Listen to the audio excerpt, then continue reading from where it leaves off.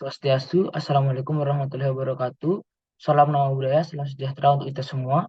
Perkenalkan, saya Ammar Zohor dengan tipe Jupiter 125. Saya dari SGD A10 dan perwakilan untuk membuka dari presentasi student project kali ini dengan judul Aspek Terapi dan Harm dari Evidence-Based Medicine pada skenario 10 yang dibuat oleh SGD A10 dengan telaah kritis jurnal Safety of Japanese Encephalitis Vaccines. Ini berikut merupakan anggota SGD dari SGD A10. Yang pertama adalah latar belakang, di mana Japanese encephalitis atau JE ini merupakan penyakit yang menyerang otak karena disebabkan oleh virus Japanese encephalitis dan ditransmisikan oleh dan dibawa oleh nyamuk Culex. Berdasarkan data yang ditemukan di 24 negara endemis Japanese encephalitis, didapatkan sekitar 67.099 kasus Japanese encephalitis setiap tahunnya dengan total insiden mencapai 1,8 per 100.000. Pencegahan dari infeksi virus ini dapat dilakukan dengan pemberian vaksin. Dan sampai saat ini telah ada 4 jenis vaksin yang dikembangkan berdasarkan studi dari artikel yang dibuat oleh Yalihu dan Ping Inglik, yaitu vaksin JE yang berasal dari otak tikus yang dilemahkan, lalu vaksin JE yang berasal dari sel ginjal hamster yang dilemahkan secara langsung, lalu ada vaksin JE yang berasal dari sel vero yang dilemahkan secara langsung, dan ada vaksin JE chimeric yang dilemahkan secara langsung. Oleh karena itu, diperlukan telahkah kritis berdasarkan evidence-based medicine untuk menentukan bukti terbaik dari vaksin mana yang dapat digunakan untuk menimbulkan efek samping terkecil dan efikasi yang terbaik pada kasus infeksi virus Japanese encephalitis ini. Sekian presentasi daripada saya, kalian oleh teman saya. Terima kasih. Presentasi, perkenalkan nama saya Anak Agung Gede Bayro Jendra Widiagung dengan 3 digit NIM terakhir 175. Di sini saya mau izin untuk melanjutkan presentasi mengenai rumusan masalah, di mana terdapat ada 6 rumusan masalah. Yang pertama adalah apa tipe pertanyaan dari skenario di atas. Yang kedua adalah bagaimana pertanyaan penelitian klinis menggunakan PICO dari skenario di atas. Yang ketiga adalah bagaimana pertanyaan klinis dari skenario di atas. Yang keempat, apa saja bukti berupa jurnal yang dapat menjawab pertanyaan klinis yang telah disusun dari skenario di atas. Dan kelima adalah bagaimana penerapan penilaian kritis pada jurnal yang digunakan untuk menjawab pertanyaan klinis terkait skenario di atas. Dan juga bagaimana yang terakhir adalah penerapan pengobatan berbasis nilai dan penilaian kritis pada jurnal yang digunakan untuk menjawab pertanyaan klinis terkait skenario di atas.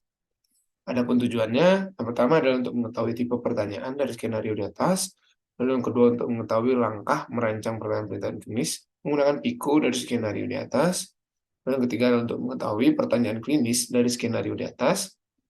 Yang keempat untuk mengetahui bukti berupa jurnal yang dapat menjawab pertanyaan klinis yang telah disusun dari skenario di atas. Yang kelima untuk mengetahui penerapan penilaian kritis pada jurnal yang digunakan untuk menjawab pertanyaan klinis terkait skenario di atas. Dan yang terakhir adalah untuk mengetahui penerapan pengobatan berbasis nilai dan penilaian kritis pada jurnal yang digunakan untuk menjawab pertanyaan klinis terkait skenario di atas. Adapun manfaatnya yaitu bagi penulis, tulisan ini dapat merubah atau menambah pengetahuan dan wawasan penulisan mengenai penulis mengenai penerapan ilmu evidence-based medicine pada permasalahan seperti pada skenario di atas. Lalu yang bagi masyarakat, tulisan ini dapat memberikan pengetahuan serta wawasan kepada masyarakat mengenai imunogenitas dan keamanan vaksin encephalitis Jepang yang tersedia pada saat ini pada orang dewasa atau anak-anak berdasarkan bukti dari sebuah jurnal. Mungkin sekian dari saya, mungkin bisa ditanya. Saya Aditya Mahendra dengan 3 digit NIM terakhir 17. Di sini saya izin menjawab terkait dengan mengidentifikasi jenis pertanyaan dari skenario sebelumnya, bahwa skenario tersebut bertipe foreground question, yakni adalah pertanyaan yang sangat spesifik yang harus dilakukan critical appraisal terlebih dahulu dalam membuat suatu keputusan atau memberi informasi, dalam membuat suatu keputusan klinis ataupun juga tindakan medis, serta dengan berkaitan dengan treatment atau tes, sehingga perlu adanya pendekatan evidence-based. Dan juga dibutuhkan untuk membuktikan serta membandingkan apakah vaksin Japanese encephalitis saat ini lebih efektif dibandingkan dengan vaksin sebelumnya. Dan tipe pertanyaan dari skenario adalah intervention ataupun terapi. Saya Anak Agung Gede WKWP dengan 3 digit terakhir 026. Di sini saya akan membahas subbab 2.2 mengenai cara membuat pertanyaan melalui PICO. Adapun bagian pertanyaan terdiri dari P atau population atau problem, di mana istilah pertanyaannya adalah bentuk pasien dewasa atau pasien anak-anak yang menerima vaksin JE. Kemudian yang kedua ada I atau intervention, di mana istilah pertanyaannya adalah bentuk vaksin JE. Kemudian yang ketiga C atau kontrol, di mana istilah pertanyaannya adalah bentuk vaksin Imojev. Kemudian yang keempat ada O atau outcome, di mana istilah pertanyaannya adalah bentuk imunogenisitas dan tingkat keamanan dari vaksin tersebut. Kemudian untuk pertanyaan penelitian klinis untuk jurnal yang kami gunakan yaitu pada orang dewasa dan anak-anak, apakah vaksin JE dalam bentuk imunogen memiliki imunogenisitas yang lebih baik dan lebih aman dibandingkan dengan vaksin JE, contohnya seperti MBDV, JEV, dan JEEV sebelumnya. Untuk materi selanjutnya akan dijelaskan oleh teman saya. Terima kasih.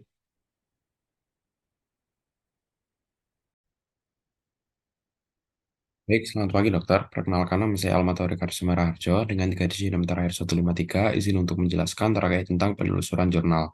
Baik, jadi berdasarkan dengan PICO dan berbagai macam pertanyaan klinis, penulis mencari jurnal-jurnal terkait melalui laman PubMed NCBI. PubMed merupakan salah satu laman jurnal kedokteran dalam jaringan terbesar dengan akses yang gratis maupun berbayar dari Medline. PubMed sendiri tersedia secara dalam jaringan, tidak berbayar, dan mudah digunakan dalam pencarian jurnal-jurnal kedokteran. Gambar berikut merupakan cara penulis dalam mencari jurnal pada laman PubMed NCBI. Selanjutnya akan dilanjutkan oleh rekan saya. Terima kasih. Kenalkan, saya Alexia Ayunda Luarsa dengan NIM 3 digit terakhir 217, izin untuk melanjutkan soal 2.3. Berdasarkan hasil pencarian, diperoleh 5 jurnal yang sesuai dengan PICO yang diajukan. Berikut 5 jurnal hasil penelusuran tersebut. Yang pertama ada Safety of Japanese Encephalitis Vaccine. Yang kedua ada Comparison of Immunogenicity and Safety, License Japanese Encephalitis Vaccine, a Systematic Review and Network Meta-Analysis. Yang ketiga ada Japanese Encephalitis Vaccine. Yang keempat ada Vaccine Safety in Pregnancy. Yang kelima ada Immunogenicity and Safety of Currently Available Japanese Encephalitis Vaccine, a Systematic Review. Ada 4 dari kelima jurnal tersebut yang dapat diakses secara gratis dalam bentuk full text, sedangkan jurnal kedua hanya dapat diakses pada bagian abstrak dan full text harus diakses secara berbayar. 4 jurnal lainnya kemudian dilakukan telaah kritis. Setelah itu penulis memilih jurnal pertama yang berjudul Safety of Japanese Encephalitis Vaccine untuk dijabarkan lebih lanjut. Dapat diakses di link berikut. Kemudian jurnal ini dipilih karena beberapa alasan, yaitu dinilai memiliki tingkat validitas dan importance yang tinggi, serta merupakan laporan dengan jenis studi terbaik untuk menilai imunogenisitas dan keamanan vaksin Japanese Encephalitis. Mungkin sekian dari saya, akan dilanjutkan oleh teman saya. Terima kasih. Perkenalkan, saya Anak Agung Sri Kirana Ratmaningrat dengan NIM 20025111244. Kali ini saya akan melanjutkan terkait dengan aspek validitas daripada jurnal ini. Baik, di sini ada pun metode penelitian dalam jurnal ini, yakni mencakup analisis data berbagai sumber dan juga melibatkan surveillance pasca pemasaran, uji klinis, dan juga studi seroprevalensi. Tapi di sini terdapat banyak keterbatasan, yakni perlu informasi tambahan terkait dengan desain penelitian dan ukuran sampelnya. Kemudian yang kedua ada kualitas datanya. Nah, pada jurnal ini datanya itu sudah mencakup informasi komprehensif tentang keamanan vaksin JE, akan tapi ada keterbatasannya, yakni diperlukan informasi lebih lanjut tentang metode pengumpulan data dan kontrol kualitas. Baik, sekian dari saya, akan dilanjutkan oleh teman saya. Terima kasih. Baik, perkenalkan nama saya Anak Agung Ratnyana. Jadi saya akan melanjutkan presentasi dari teman saya, yaitu untuk analisis statistik, di mana tidak ada informasi tentang analisis statistik yang digunakan dan keterbatasannya tidak dapat mengevaluasi kesesuaian analisis statistik dengan tujuan penelitian. Lalu untuk kesesuaian kesimpulan, yaitu tidak ada informasi spesifik tentang kesimpulan penelitian dan keterbatasannya tidak memungkinkan untuk menilai dukungan kesimpulan oleh temuan penelitian. Baik, sekian dari saya, akan dilanjutkan oleh rekan saya. Saya mohon izin melanjutkan presentasi dari teman saya. Sebelumnya perkenalkan, saya Aulia Rahmawati dengan 3 digit NIM terakhir 059. Di sini saya akan mempresentasikan mengenai subbab 2.4.2 mengenai aspek kepentingan. Yang pertama adalah Safety Japanese Encephalitis Vaccine. Penelitian klinis dan pengawasan setelah pemasaran menunjukkan profil keamanan Japanese Encephalitis Vaccine yang positif. Kemudian reaksi samping yang paling umum adalah reaksi pada situs injeksi dengan frekuensi sebesar 6,3% hingga 37,8% dan fever 3,6% hingga 39%. Reaksi paling sering terjadi pada anak-anak di bawah 24 bulan. Selanjutnya adalah penggunaan Japanese encephalitis vaksin di Taiwan. Vaksin Japanese encephalitis telah diganti pada bulan Mei 2017 dalam program imunisasi nasional Taiwan. Pengawasan keamanan telah mengizinkan Japanese encephalitis vaksin menunjukkan bahwa ada sekitar 2,8 lapisan reaksi samping per 100.000 dosis vaksin yang disebutkan.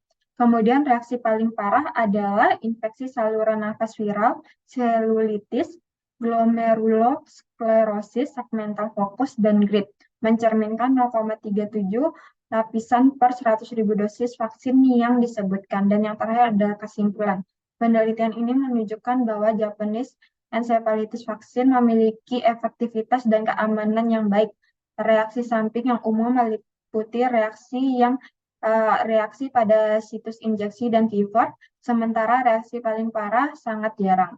Sekian dari saya akan dilanjutkan oleh teman. Saya Agnes Susantika Titing dengan 3 digit NIM terakhir 014, izin untuk melanjutkan terkait dengan aspek penerapan atau applicability. Yang pertama, pada jurnal tersebut untuk aspek penerapannya ada uji klinis dan keamanan, yaitu hasil uji klinis yang melibatkan individu atau kelompok yang menerima vaksin. Nah, informasi ini penting untuk menilai keamanan vaksin pada manusia. Selanjutnya adalah respon imun. Evaluasi terhadap respon imun yang dipicu oleh vaksin merupakan aspek penting. Hal ini berkaitan dengan indikator pentingnya keberhasilan vaksinasi. Selanjutnya adalah efektivitas pada populasi target. Jurnal ini membahas sejauh mana vaksin itu efektif dalam mencegah penyakit pada populasi yang menjadi sasaran. Selanjutnya adalah efek samping dan komplikasi. Ini mencakup reaksi lokal dan sistemik, serta potensi efek samping jangka panjang. Selanjutnya adalah penerapan di lingkungan. Penerapan vaksin di lapangan termasuk strategi distribusi, integrasi dengan program vaksinasi yang ada, dan tantangan yang dihadapi dalam menyebarkan vaksin secara luas. Selanjutnya adalah studi epidemiologi. Nah, pada penelitian epidemiologi dalam jurnal itu dapat memberikan wawasan tambahan tentang dampak vaksinasi terhadap penyebaran penyakit di tingkat populasi. Selanjutnya adalah keberlanjutan dan monitoring. Informasi mengenai pemantauan jangka panjang terhadap keamanan vaksin dan efek sampingnya dapat memberikan pandangan yang berkelanjutan terhadap penerapannya. Baik, sekian dari saya, akan dilanjutkan oleh teman saya. Perkenalkan, nama saya Ana Gumintara Putri dengan 3 digit NIM terakhir 205. Jadi dari menerapkan pengobatan berbasis nilai dan penilaian kritis pada jurnal, di sini jurnal tidak memberikan penjelasan secara spesifik mengenai laporan ekonomi sasaran penggunaan vaksin. Dari sasarannya juga sudah lengkap, yakni pada anak-anak dan juga orang dewasa. Ya, kalau kita lihat dari efektivitasnya sendiri, di sini vaksinnya itu menggunakan vaksin yang dilemahkan atau vaksin GA Simeric, di mana tingkat keamanannya itu ada sero yang tinggi dilaporkan pada anak-anak di negara endemis dan juga orang dewasa di negara non-endemis. Dari tingkat reaksi imunogenitasnya dan keamanannya di sini relatif rendah, yakni sebesar 67,6% dibandingkan dengan MBDV yaitu 82,2%. Dari efek samping yang ditimbulkan juga di sini kemungkinan terjadinya ada meningoencephalitis pada vaksin GEF dan tidak menunjukkan hubungan sebab akibat dari vaksin tersebut. Selain itu ada juga dibilang ada kemungkinan terjadi encephalitis, namun di sini masih dibilang di sini jika diberikan dalam dosis tunggal atau sikul, di sini dianggap kemungkinannya itu vaksin ini tidak terjadi efek sampingnya karena ini adalah vaksin yang dilemahkan. Ini untuk relatif efektivitasnya sampai 94%. Dan sekian dari saya akan dilanjutkan oleh teman saya. Baik, perkenalkan saya Alexandra Victoria Bowa dengan NIM 151, izin untuk melanjutkan presentasi yaitu mengenai simpulan. Jadi penulis menyimpulkan bahwa jurnal Safety of Japanese Encephalitis Vaccine ini layak dipertimbangkan sebagai referensi terkait keamanan vaksin JE karena yang pertama, validitasnya cukup baik dalam menyajikan informasi yang dapat dipercaya dan bermanfaat dalam konteks ilmiah. Kemudian dari jurnal ini didapatkan JECV merupakan vaksin yang efektif dan aman untuk mengatasi penyakit jantung dengan reaksi samping yang dapat dikelola. Dan yang ketiga adalah penelitian pada jurnal ini mengambil sampel anak-anak dan orang dewasa dari negara-negara di Asia, termasuk negara di Asia Tenggara, yang berdekatan wilayahnya dengan Indonesia dan terbukti memiliki efikasi dan keamanan yang baik. Kemudian vaksin ini telah dicoba dipasarkan di Indonesia dan terbukti dapat diaplikasikan pada masyarakat Indonesia, khususnya di Bali karena memiliki kemanjuran perlindungan yang baik, namun cukup mahal. Next. Berikut merupakan saran, yaitu untuk penelitian selanjutnya, penulis menyarankan dilakukan penelitian terhadap aspek ekonomi pada vaksin JE serta lebih memperhatikan variabel-variabel lain yang dapat mempengaruhi hasil penelitian. Next. Sekian presentasi dari kelompok kami, yaitu SGDA 10. Terima kasih. Om Santi Santi Santi Om.